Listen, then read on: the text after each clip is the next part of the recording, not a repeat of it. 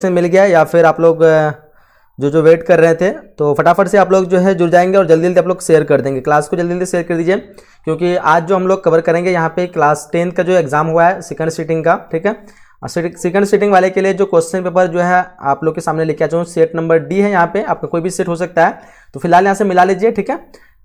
तो आप लोग कितने क्वेश्चन सही कर पाए? क्वेश्चन ज़्यादा टफ नहीं था, बिल्कुल लगभग नॉर्मली क्वेश्चन है और होप कि आप लोग सभी को अच्छे से बनाए होंगे, ठीक है।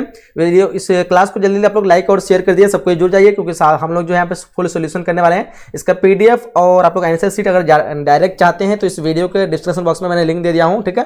तो आप लोग उस लिंक में क्लिक करके आप लोग डायरेक्ट जो है आ सकते हैं, ठीक है। तो फटाफट से आप लोग जो है जुड़ जाइए तेजी से, चलिए जी जल्दी सबके जुड़ जाएंगे। चलो जिसको नोटिफिकेशन मिल गया फटाफट से जुड़ जाइए तेजी से। यहाँ पे फुल सॉल्यूशन करने वाले हैं, ठीक है। सेट हम लोग का यहाँ पे जो है सेट नंबर डी है, आपका कोई भी सेट हो सकता है, आप लोग अपना मिला सकते हैं। और इसका जो सॉल्यूशन का जो मैं बता दूं आप लोग को, बार बार कह रहा हूँ कि इसका सॉल्यूशन का आप लोग को जो ये दिया हुआ आंसर शीट दिया हुआ पीडीएफ के साथ डिस्क्रिप्शन बॉक्स में लिंक दे दिया हूँ, तो आप लोग जो है वो देख लीजिएगा, ठीक है। चलिए जी स्टार्ट करते हैं हम लोग सेट नंबर डी से।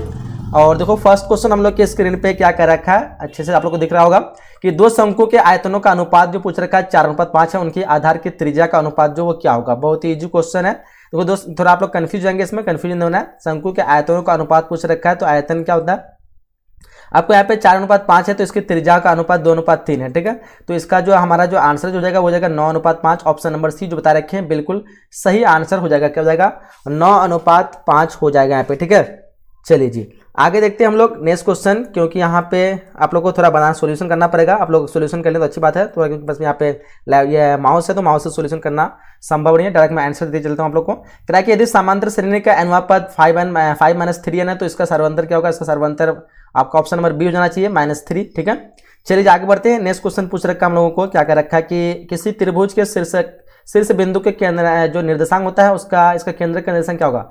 यहाँ पूछ रहा है किसी त्रिभुज के शीर्ष बिंदुओं के निर्देशांक यहाँ पे दिया हुआ है 4,6, उसके बाद यहाँ पे दिया हुआ है 0,4 और 5,5। इसके केंद्र के निर्देशांक पूछ रखा है। तो देखो यहाँ पे केंद्र का निर्देशांक निकालने के लिए हम लोग तीनों को जोड़ के 3 कर देंगे। 4 जोड़ेंगे, 0 जोड़ेंगे, 5 जोड़ेंगे, 5 4 9/3 3 हो जाएगा। 3 किसमें है? तो इसमें ऑप्शन नंबर डी में है, तो बिना देखे हम लोग डायरेक्ट ऑप्शन डी मार सकते हैं, ठीक है।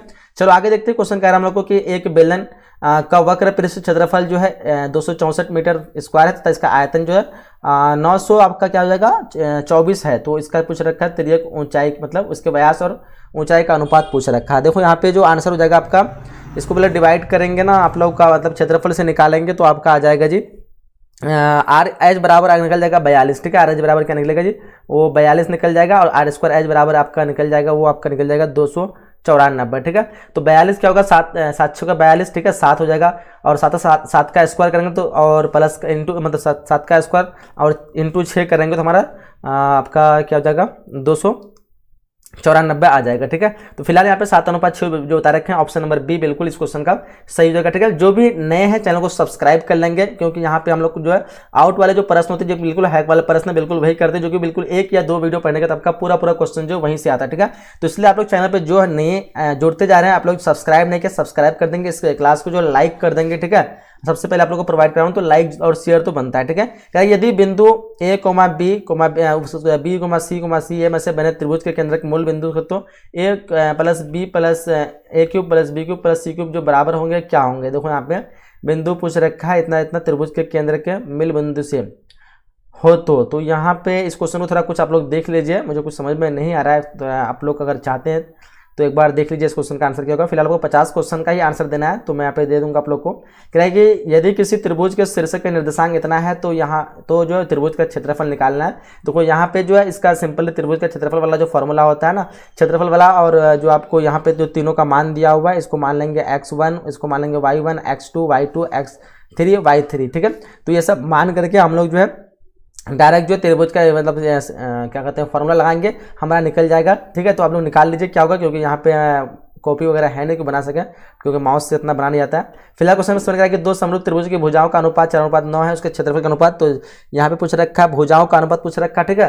तो भुजा है, अब यहाँ पे क्षेत्रफल पूछ रखा है, तो क्षेत्रफल क्या होगा स्क्वायर हो जाता है, तो 4 का स्क्वायर क्या 16 हो जाएगा, 9 का स्क्वायर क्या 81 होगा, यानी 16:81। आपका ऑप्शन नंबर डी इस क्वेश्चन का सही हो जाएगा, ठीक है। चलिए आगे क्वेश्चन कर हमको क्या रखा है कि यदि त्रिभुज ABC और DEF समरूप है, ठीक है, तथा बी सी बराबर 4 है, ई एफ बराबर 5 सेमी है, तो त्रिभुज क्या कहते हैं कि ए बी सी का क्षेत्रफल 80 सेमी है, तब डी एफ का क्षेत्रफल जो पूछ रखा है क्या हो जाएगा। देखो यहाँ पे जो आपको सिंपली करना है 4/5, ठीक है, 4/5 बराबर आपका क्या हो जाएगा 80 बटे आपका त्रिभुज वाला, जो त्रिभुज का क्षेत्रफल निकालेंगे वो त्रिभुज निकाल देंगे, ठीक है। इसको काटेंगे 4 8 दूना 8 20 चौका 80 हो जाएगा, और इसको गुना करेंगे 20 5 100, त्रिभुज क्षेत्रफल बराबर 100। आपका ऑप्शन नंबर ए जो है बिल्कुल करेक्ट आंसर जाएगा, ठीक है। चलिए आगे देखते हैं।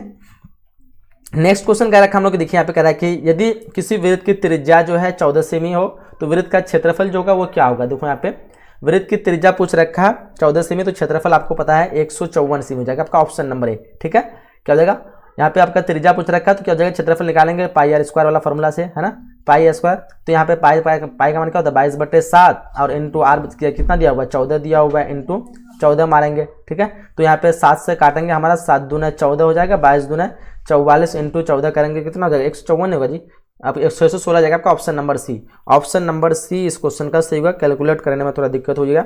तो देखो यहाँ पे 14 इंटू आपका जो है 22 करना है, ठीक है, उसके बाद इंटू 2 करेंगे आपका तो निकल जाएगा 616, ऑप्शन नंबर सी, ठीक है। चलिए आगे देखिए क्वेश्चन कराइए, किसी वृत्त की त्रिज्या जो 14 सेमी हो तो वृत्त का परिधि क्या होगा। देखो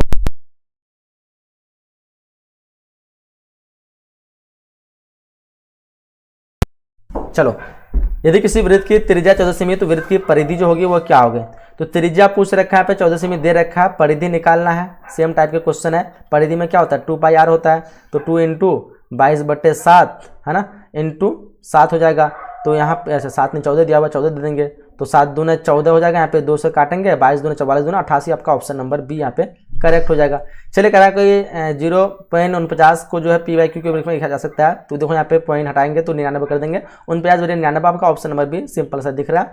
फिलहाल क्वेश्चन करा हम लोग को कि निम्नलिखित में से जो है में से कौन जो है अपरिमेय संख्या है, निम्नलिखित में से कौन अपरिमेय संख्या। देखो यहाँ पे परिमेय संख्या नहीं पूछ रखा, अपरिमेय पूछ रखा 49 है, 36 है, 16, ये तीनों जो निकाल सकते हैं ये आपका क्या हो जाएगा परिमेय हो जाएगा, लेकिन 27 को हम नहीं निकाल सकते, ठीक है। वन टाइम में ये नहीं निकलेगा, ये आपका रूट में निकल जाएगा। यहाँ पे अगर आप लोग निकालेंगे 9 इंटू 3 करेंगे तो 9 बाहर निकल, लेकिन 3 फिर भी रूट में आ जाएगा, जो कि रूट में नहीं होना चाहिए। आपका ऑप्शन नंबर सी ये आपका अपरिमेय, ऑप्शन नंबर सी जो बिल्कुल करेक्ट होगा। कह रहा है कि बहुपद 10x - 25 का जो शून्याक है वो क्या होगा। देखो यहाँ पे बिल्कुल इजी सा क्वेश्चन है, इसका शून्याक निकालना है तो हम क्या करेंगे 10x और बराबर में 25 कर देंगे, है ना, क्योंकि बराबर में 0 था, ये 25 इधर माइनस में था, इधर जाएगा तो प्लस में जाएगा। चलो इसको काटेंगे यहाँ पे तो क्या हो जाएगा 5 दूना 10 और 5 5 25 हो जाएगा।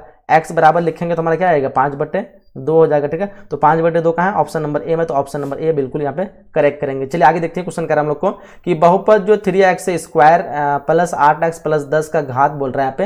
देखो यहाँ पे इस क्वेश्चन का आंसर क्या होगा, तो इसका घात जो है मैक्सिमम 2 है, ऑप्शन नंबर बी इस क्वेश्चन का बिल्कुल सही मारेंगे, ठीक है। चलिए कराएंगे निम्नलिखित में से कौन जो है द्विघात समीकरण है। द्विघात समीकरण देखो यहाँ पे, तो यहाँ पे देखो यहाँ पे जो आपका द्विघात समीकरण ऑप्शन नंबर सी जा रहा है, क्योंकि x कभी रूट में नहीं हो सकता है, यहाँ पे रूट में ये नहीं होगा, ठीक है। यहाँ पे क्यूब है दिख रहा है आप लोग को, तो द्विघात आपका ऑप्शन नंबर सी यहाँ पे बिल्कुल करेक्ट मारेंगे। करें हम लोग को यदि p तथा जो q अभाज्य संख्या है तो p क्यूब और q और p स्क्वायर q का मौसो क्या होगा। तो देखो यहाँ पे काटेंगे 1 से काटेंगे 1 कट जाएगा और इसको हमारा p से कट जाएगा, तो हमारा option number B should be the correct answer, B होना चाहिए। देखो तो क्या बी होगा।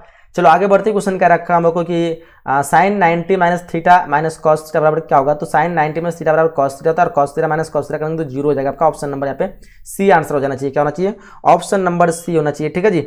चलिए जी आगे देखते हैं हम लोग, अच्छी तरह से आप लोग को देखना, अंत तक देखना, और इस क्लास को जो है लाइक कर देना, सबको शेयर कर देना है। लाइक शेयर करने में कंजूसी नहीं करेंगे, ठीक है। चलिए सबको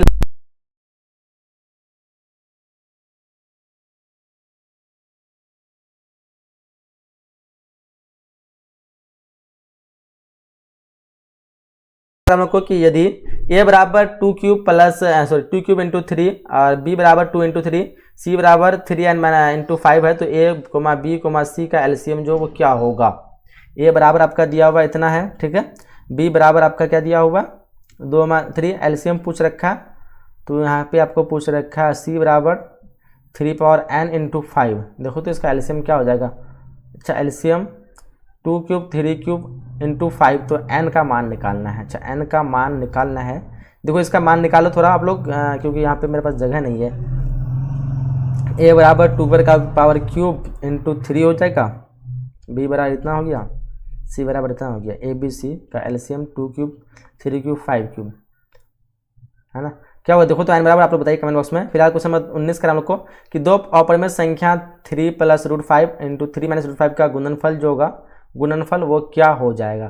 तो 3 3 9 हो जाएगा, 5 5 खत्म हो जाएगा, आपका परिमेय संख्या ऑप्शन नंबर ए हो जाएगा। ठीक है, अपरिमेय संख्याओं का गुणनफल हमेशा क्या होता है, वो परिमेय निकलता है। तो याद रखिएगा ऑप्शन नंबर ए इस क्वेश्चन का करेक्ट मारेंगे। चलिए आगे देखते हैं क्वेश्चन करा हम लोग को कि द्विघात बहुपद जो है x² + 4x - 12 के शून्यक जो है वो क्या होंगे। तो शून्यक निकालने बोला है। ठीक है, तो सिंपल इसका जो है आप निकालेंगे शून्यक, तो क्या करेंगे x² हो जाएगा हमारा। ठीक है, और या फिर हम लोग b² द्वारा भी निकाल सकते हैं, और जो तो हमारा गुणनखंड विधि है वो से भी निकाल सकते हैं। तो यहाँ पे क्या हो जाएगा 4x है, तो हमारा क्या करेंगे यहाँ पे 6x एक बार प्लस में लिख देंगे और एक बार क्या लेंगे माइनस में लिख देंगे 2x, है ना। तो 6 में 2 जाएगा तो 4 मिल जाएगा प्लस का, और 6 दूना 12 हो जाएगा, और प्लस माइनस में हम 12 कर देंगे। ठीक है, x को हम कॉमन लेंगे तो हमारा क्या हो जाएगा, इधर अंदर में x हो जाएगा और हमारा यहाँ प्लस में 6 बच जाएगा। ठीक है, तो x + 6 यानी एक तो x - 6 किस में, आपका ऑप्शन सी में ये दिख रहा सीधा। ठीक है, क्योंकि यहाँ पे प्लस में 6 आ रहा है तो शून्य निकला तो माइनस में 6 निकल जाएगा, तो हमारा -6 और किसी में नहीं है, तो ज़्यादा दिमाग लगाने की जरूरत नहीं है, ऑप्शन सी मारेंगे। कह रहा है कि सामान्य ऊंचाई के दो बेलनों के आयतनों का अनुपात जो है 4:9, उनके वक्र पृष्ठ क्षेत्रफल का अनुपात पूछ रखा है। देखो यहाँ पे आयतनों का अनुपात पूछ रखा है ना, सामान्य ऊंचाई के दो बेलनों के आयतनों का अनुपात। तो देखो यहाँ पे आयतनों का अनुपात क्या है, आयतन क्या होता है πr² h होता है, अब बटे में πr² h हो जाएगा। ठीक है, बराबर क्या है 4/9 है। ठीक है, तो h समान है तो ये दोनों मान लो खत्म हो गया, है ना, पाई भी खत्म हो गया। r² बराबर क्या है 4 है तो क्या निकल जाएगा 2 निकल जाएगा, h नीचे में क्या है 9 है तो उसका 3 निकल जाएगा। अब यहाँ पे क्या पूछ रखा है क्षेत्रफल, तो क्षेत्रफल स्क्वायर करते हैं 2 का स्क्वायर 4 हो जाएगा, 9 का स्क्वायर 3 का स्क्वायर 9, तो 4:9 किसमें ऑप्शन नंबर बी में। तो ऑप्शन नंबर बी इस क्वेश्चन का बिल्कुल करेक्ट आंसर हो जाएगी। चलिए आगे देखिए क्वेश्चन करा हमको कि यदि एक शंकु और एक बेलन के व्यास और ऊंचाई समान हो तो उनके आयतनों का अनुपात क्या होगा। पूछ रखा है एक शंकु और बेलन के व्यास और ऊंचाई दोनों समान हो तो उनके आयतनों का अनुपात क्या होगा। तो देखो पहले बताओ कि शंकु का आयतन क्या होता है। शंकु का आयतन निकालना है, उसके बाद आपको बराबर में बेलन का आयतन लिख देना है। तो शंकु का आयतन क्या होता है आपका 1/3 πr² होता है ना, πr² h, तो 1/3 कर देंगे और πr² h कर देंगे, और बराबर में हमारा जो बेलन का होता है वो πr² h होता है ना। व्यास बेलन के व्यास और ऊंचाई समान है। ठीक है, ये ऊंचाई समान है तो खत्म हो गया। ठीक है, अच्छा व्यास भी समान है तो ये भी खत्म हो जाएगा क्योंकि r भी उतना ही हो जाएगा, पाई भी खत्म हो गया, बचा फिर क्या 1/3 1/3 मार देंगे, ऑप्शन नंबर बी, है ना। ऑप्शन नंबर बी इस क्वेश्चन का सही हो जाएगा। चलिए आगे देखते क्वेश्चन करा हम लोग को कि 10 45 - 10 30, ठीक है, अब बटे 1 + 10 45 इंटू 10 30 इसका मान निकालना है। ठीक है, तो देखो 10 45 है, 10 45 का मान आपका हो जाएगा कितना हो जाएगा 1 हो जाएगा, और 1 - 10 30 का मान क्या होता है जी 10 30 का मान कितना होता है 1/√3 होता है, बताओ।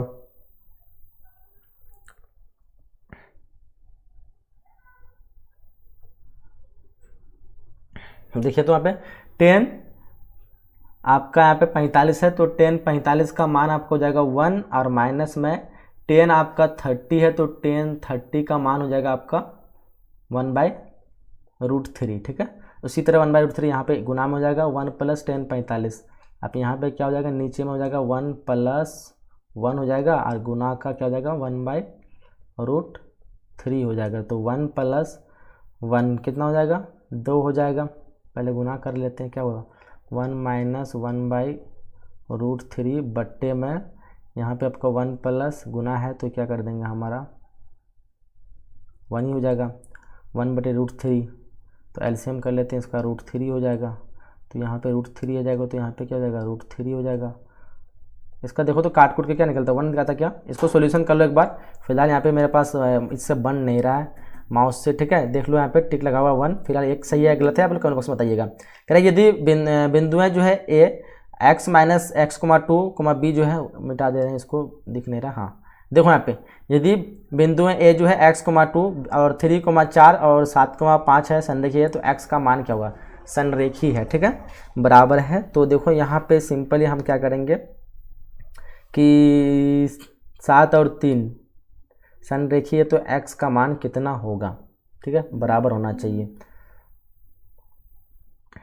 बताओ तो कितना होगा जी, इनमें से कोई नहीं होगा क्या, इनमें से कोई नहीं होना चाहिए। अच्छा इसको सॉल्यूशन करके आप लोग बताओ संरेखी पूछ रखा है, बिंदु ए बी सी आपस में बराबर है, तो इसका जो है बराबर सूत्र, दो संरेखी वाला सूत्र लगाएंगे तो निकल जाएगा आपका, ठीक है।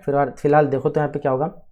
आगे बढ़ते हैं। क्वेश्चन पूछ रखा हम लोग को, क्या पूछ रखा कि एक त्रिभुज ए ओ ओ ए बी जिसका शीर्षक इतना है और बी क्या कहते हैं ए कोमा 0 है, उसके ओ कोमा 0,0 बी इतना इतना है, तो क्षेत्रफल जो वर्ग में इकाई क्या होगा, तो क्षेत्रफल का वर्ग इकाई क्या होगा, 1/2 होगा बी स्क्वायर होगा या 1/2 ए स्क्वायर बी स्क्वायर होगा। देखो तो इसका आंसर क्या होगा, 1/2 ए स्क्वायर बी स्क्वायर होगा क्या, या 1/2 ए बी होगा। ऑप्शन नंबर सी देख लो इस क्वेश्चन का। फिलहाल इस क्वेश्चन का आप लोग बताओ क्या होगा। फिलहाल यहाँ पे क्वेश्चन नंबर 26 करेंगे, यदि बिंदु 4, ए रेखा 2x - 3 = 5 में स्थित है तो ए का मान क्या होगा। 4, ए, ठीक है, रेखा जो है आप देखो यहाँ पे आपको पूछ रखा है x की जगह 4 दिया होगा, y की जगह मान निकालना है, तो x का मान अगर हम 4 रखते हैं यहाँ पे तो कितना हो जाएगा, 4 दूनी 8 हो जाएगा, और माइनस हम 8 में कितना घटाएंगे कि 5 आएगा, 3 घटाएंगे यानी y का मान 1 होगा ना। ऑप्शन नंबर यहाँ पे क्या हो जाएगा आपका एक, ऑप्शन नंबर ए बिल्कुल करेक्ट आंसर हो जाएगा इस क्वेश्चन का, ठीक है। चलिए कह रहा है कि x² - 2x - 3 = 0 तथा x² - 8x + 15 = 0 में उभयनिष्ठ जो है मूल है वो क्या है। उभयनिष्ठ मूल बताना आप लोग को, x² - 2x - 3 = 0, तो यहाँ पे हो जाएगा आपका x², 2 3 एकम 3 हो जाएगा ना,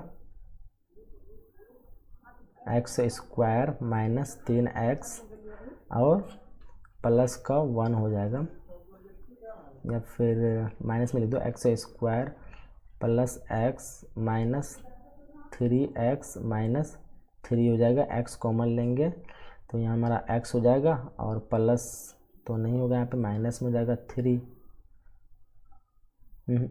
x ले प्लस में 1 होगा, प्लस में 1 हो जाएगा।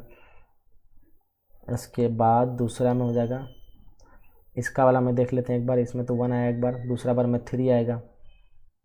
इसमें क्या है कि 8 15 है तो क्या होगा, 5 × 15 5 और 3 हो जाएगा, x² - 5x प्लस का 3x और 15 हो जाएगा, तो x² कॉमन लेंगे, सॉरी x कॉमन लेंगे तो x हो जाएगा और माइनस का 5 हो जाएगा, ठीक है। 3 होना चाहिए आपका, देख लो तो ऑप्शन नंबर बी है क्या, ऑप्शन नंबर बी 3 होगा ना, ऑप्शन नंबर बी हो जाना चाहिए, क्योंकि हम यहाँ पे माइनस लेंगे, -3 होगा, देखो तो -3 होगा शायद, क्योंकि यहाँ पे अगर हम माइनस लेते हैं प्लस आ जाएगा, आपका -3 होना चाहिए, ऑप्शन नंबर सी, ठीक है, ऑप्शन नंबर सी होना चाहिए, इस क्वेश्चन का आंसर ऑप्शन नंबर सी होना चाहिए। तो थोड़ा कॉपी वगैरह नहीं है और माउस चलाने में दिक्कत होता है, इसलिए थोड़ा डिफिकल्ट होता है, फिलहाल आप लोग समझ जाइए। कह रहे किसी वृत्त के बाह्य बिंदु में P से 2 स्पर्श रेखाएं PA और PB खींची गई है, यदि PA = 5 सेमी तो PB की लंबाई कितनी होगी। पूछ रहा है वृत्त के बाह्य बिंदु से P से 2 स्पर्श रेखा खींची गई, PA और PB, ठीक है,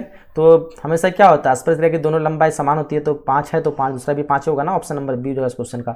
चलिए आगे देखिए क्वेश्चन नंबर, किसी समांतर श्रेणी का दूसरा पद जो है 13 है, इसका पांचवा पद 25 है, तो इसका सार्वंतर क्या होगा, ठीक है। यानी दूसरा पद बोले तो आपका A2 बराबर क्या है 13 है, ठीक है, और ये जो पांचवा पद यानी A5 बराबर क्या है आपका 25 है, तो हम डायरेक्ट लिखेंगे A + D, A2 निकालने हम क्या करेंगे, A प्लस आपका फॉर्मूला होता है ना A + n - 1 और क्या कहते हैं कि होल D होता है, n की संख्या कितना है दूसरा है तो 1 हो जाएगा, A + D होगा, हाँ A प्लस आपका D बराबर क्या हो जाएगा 13 हो जाएगा, और दूसरा में क्या पांचवा पद है तो A + 4D हो जाएगा, 4D बराबर 25 हो जाएगा। अब दोनों को समीकरण को सॉल्यूशन करना है, मैं समीकरण को सॉल्यूशन कर लेता हूँ। A + D बराबर आपका दिया हुआ 13 और दूसरा में दिया हुआ है A + 4D बराबर 25, A ख़त्म हो गया, प्लस माइनस कर दिए तो चलो यहाँ पे आपका जो होगा 3D, अच्छा यहाँ पे जो 25 में 13 जाएगा कितना हो जाएगा, 25 में 13 जाएगा आपका 12 हो जाएगा माइनस का, और यहाँ पे 3 चौका 12, D बराबर 4 निकला, क्या निकालने वाला सार्वंतर ना, तो आपका ऑप्शन नंबर यहाँ पे क्या निकलेगा सी, यहाँ पे बिल्कुल करेक्ट आंसर हो जाएगा, ठीक है। इस क्वेश्चन का आंसर ऑप्शन नंबर सी हो जाएगा। चलिए आगे बढ़ते क्वेश्चन कह रहा हम लोग को कि 13 और 17 का जो है समांतर माध्य जो क्या होगा। तो 13 और 17 का जो समांतर माध्य की बात करें तो 13 2 15 2 17 होता है ना, ऑप्शन नंबर बी मार दो। चलो ऑप्शन नंबर यहाँ पे बी मार देंगे। आगे बढ़ते कह रहा हम लोग को यदि किसी द्विघात बहुपद P x x square minus 7x minus 3 के शून्यक अल्फा बीटा है तो इस अल्फा प्लस बीटा का मान क्या होगा। तो अल्फा प्लस बीटा व शून्य का योग होता है, यहाँ माइनस में दिया हुआ है तो हमारा फॉर्मूला का माइनस होता है प्लस होगा 7/6 आपका प्लस में होगा। ऑप्शन नंबर ए क्या होगा, ऑप्शन नंबर ए 7/6 प्लस में होगा। यहाँ पे माइनस में नहीं मारना क्योंकि माइनस में पहले से दिया हुआ है और फॉर्मूला का माइनस बी बाई ए होता है, तो दोनों माइनस माइनस खत्म हो जाएगा ना, तो प्लस हो जाएगा आपका 7/6 ऑप्शन नंबर ए। आगे बढ़ते क्वेश्चन कर हम लोग को यदि बहुपद एक्स स्क्वायर प्लस ए एक्स प्लस 6 के शून्यक बराबर परंतु विपरीत चिन्ह के हैं तो तब अल्फा का मान क्या होगा। यदि बहुपद एक्स स्क्वायर प्लस ए एक्स प्लस बी के शून्यक बराबर है परंतु चिन्ह विपरीत के हैं तो ए का मान क्या होगा। ए का मान क्या होगा, तो यहाँ पे देखो, यहाँ पे आपका प्लस में है तो हमें यहाँ पे आपका माइनस में होता है, ठीक है। लेकिन यहाँ पे आपका क्या दिया हुआ, प्लस में तो माइनस में होता है, लेकिन विपरीत चिन्ह तो आपका किस में होगा, प्लस में ही होगा। आपका ऑप्शन नंबर ए मार दो, ऑप्शन नंबर इस क्वेश्चन का ए मार दो। फिलहाल आप लोग देखो क्या आंसर होगा। आगे बढ़ते हैं, क्वेश्चन पूछ रखा हम लोगों को कि निम्नलिखित में जो है कौन द्विघात बहुपद जिसके शून्यक 0,5 है, ठीक है। इनमें से कौन 0,5 होगा, कौन से इस द्विघात शून्यक का। तो देखो यहाँ पे एक्स स्क्वायर 0,5 एक्स स्क्वायर बराबर अगर हम 5x से लिखते हैं तो हमारा क्या हो जाएगा, एक्स कट जाएगा, x बराबर 5 निकल जाएगा। अच्छा 0 अगर रखते हैं हम तो यही होगा क्या, देखो तो एक्स स्क्वायर बराबर 5 x बराबर 5 हो जाएगा। उसके बाद ऑप्शन नंबर डी हो जाना चाहिए। देखो तो x बराबर ये नहीं होगा, ये नहीं होगा आपका, एक्स स्क्वायर प्लस 5x बराबर यही होगा आपका, ऑप्शन नंबर बी हो जाएगा। देख लो ऑप्शन नंबर बी ही होना चाहिए क्योंकि एक्स स्क्वायर बराबर आपका क्या हो जाएगा जी, 5x हो जाएगा ना। तो x खत्म हो जाएगा, एक x बराबर क्या हो जाएगा, 5 बच गया। अगर हम x का मान 0 रखते हैं तो हमारा क्या होता है, 0 0 हो जाएगा।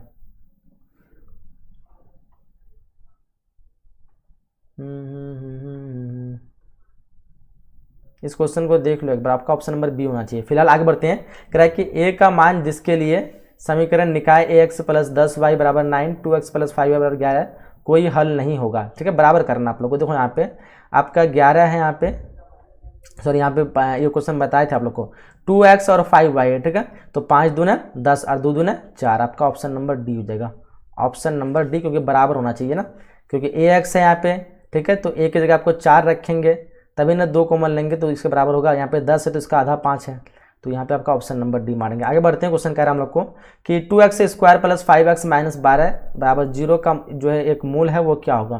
तो इसका मूल एक जो हो जाएगा, यहाँ पे देखो 2x स्क्वायर गुणनखंड करेंगे या फिर बी स्क्वायर से निकालेंगे क्या हम, तो क्या होता है प्लस माइनस बी, चलो ज़्यादा लंबा हो जाएगा।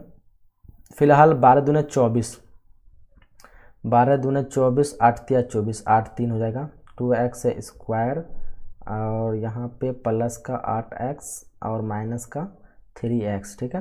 तो 2x अगर हम कॉमन लेते हैं तो हमारा क्या हो जाएगा, x और प्लस का 2 चौका 8 x माइनस, अच्छा प्लस होगा तो -4, आपका ऑप्शन नंबर सी मारेंगे, ठीक है। ऑप्शन नंबर सी इस क्वेश्चन का सही होगा, प्लस में आया तो शून्य निकालेंगे तो माइनस में निकलेगा। चलिए आगे करा हम समीकरण 3